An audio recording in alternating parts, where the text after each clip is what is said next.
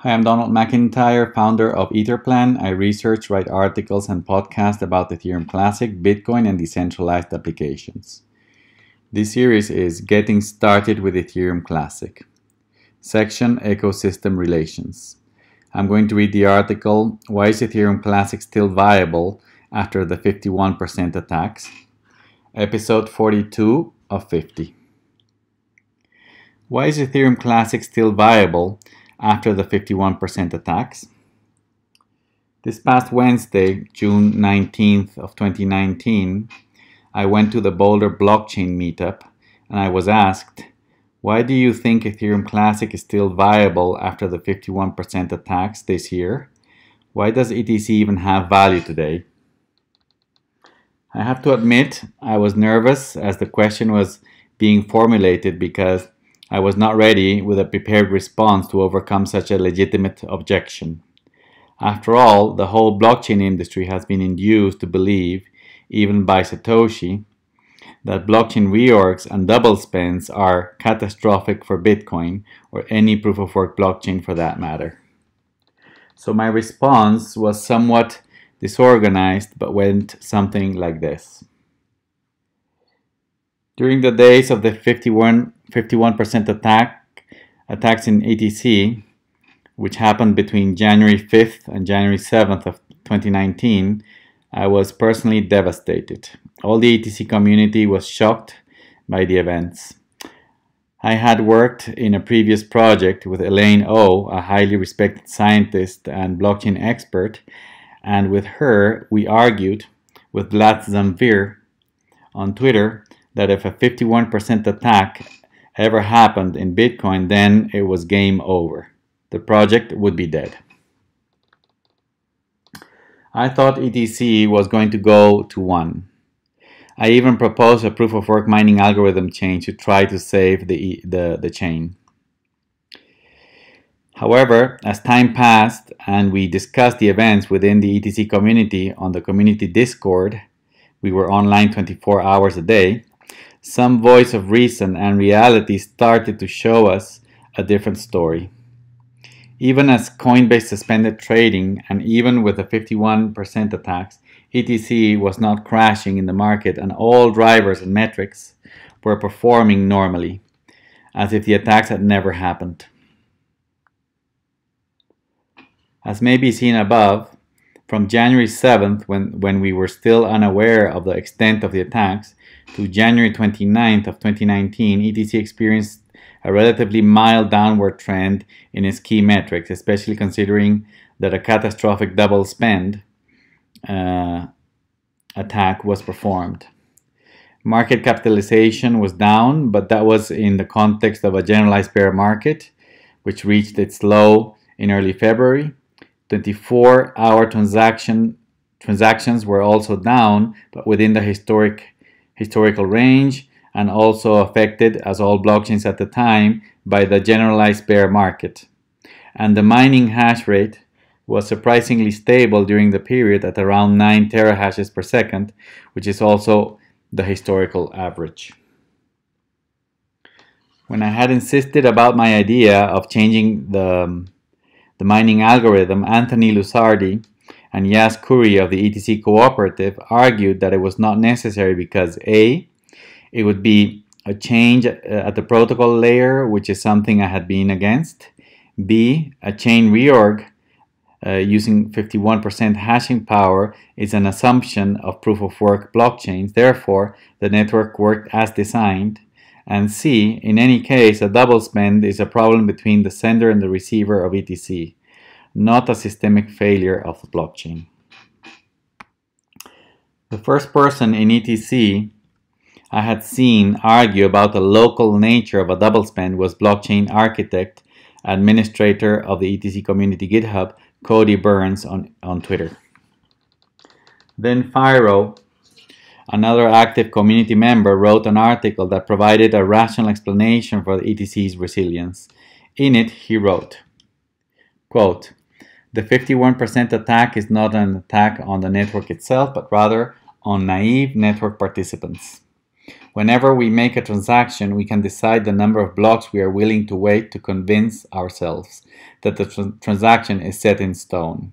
In both Bitcoin and Ethereum chains, the transaction finality is merely probabilistic. However, even though it is probabilistic, with the current Bitcoin network hash rate, you can be pretty sure that waiting 30 blocks will give you a very nice guarantee that the transaction will stay on the chain, unquote. Even Elaine O changed her views about 51% attacks and wrote an article on Bloomberg about the ETC attacks and how risk is explicit and manageable by users in proof-of-work blockchains, unlike traditional banking systems who hides the risk. In the article, she wrote, quote, "It was once thought that a successful 51% attack would similarly undermine the integrity of a cryptocurrency. The purpose of a decentralized blockchain is immutability, and if it fails at its one job, merchants and exchanges would refuse to accept payments, participants would flee, and the network would collapse and die. With the exception of Pipercoin, all previously attacked cryptocurrencies are still chugging along. Attacks are easier on lesser known blockchains. To become a majority miner in Ethereum Classic costs only $4,000 an hour, and the honest blockchain could be outpaced in less than 15 minutes.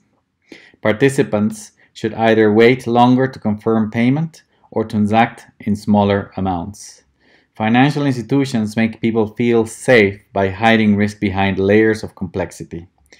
Crypto brings risk from front and center and brags about it on the internet.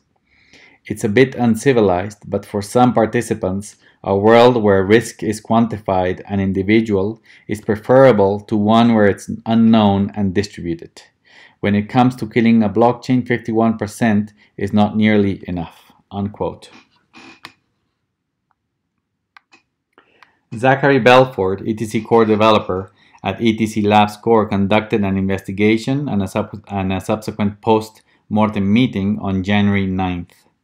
In it, the conclusions were that ETC had worked as designed, that no material changes were needed at the protocol layer, and that ecosystem growth was the underlying driver that would minimize 51% attacks in the network going forward. A decision that was made, though, was to build a monitoring system to alert the ecosystem about possible suspicious activity in the network. This was built by Isaac Ardis, who is also an ETC core developer and ETC Labs and ETC Labs Core. One very interesting and unexpected thing that happened after the attacks is that the hackers who performed the 51% attacks actually partially returned the money to the victims, who were mainly exchanges. CoinDesk wrote about one of those reimbursement events. Quote, "Cryptocurrency exchange Gate.io said Saturday that 100,000 in Ethereum Classic has been returned following a recent hack. The exchange at the time identified 3 addresses that it said were tied to the attacker in question. China-based security firm Slowmist first detected the 51% attack and detailed the event in a blog post on Wednesday last week, and said it was willing to work with Gate.io, BitTrue, and Binance in order to locate the attacker," unquote. What the above shows is that the social layer, as blockchains like ETC are necessarily transparent, has tools and ways of combating double spends in addition to simply waiting for more confirmations. 51% attacks are evidently not only a technical prowess that demands a significant effort, but also demand having the capital to perform them in the first place, and attackers assuming the risk that they will be tracked and possibly prosecuted on traditional legal systems. Conclusion.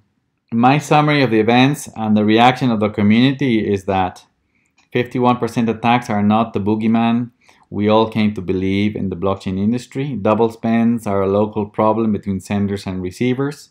As Anthony Lusardi wrote, even before the ETC attacks, receivers can protect themselves by using more block confirmations.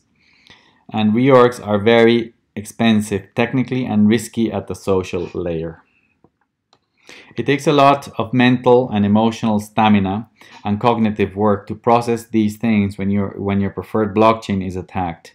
Nevertheless, as it is demonstrated above, ETC has incredible and brilliant talent working on it. That, together with real-life experience, however traumatic, is part of the journey. ETC is signaling to the world the information that proof of work is more resilient than previously thought, and that anti-fragility and Lindy effect are significant drivers that are evidently working in Ethereum Classic's favor. Why does Ethereum Classic have value? Because of its sound design and the brilliant talent working on it. Thank you very much.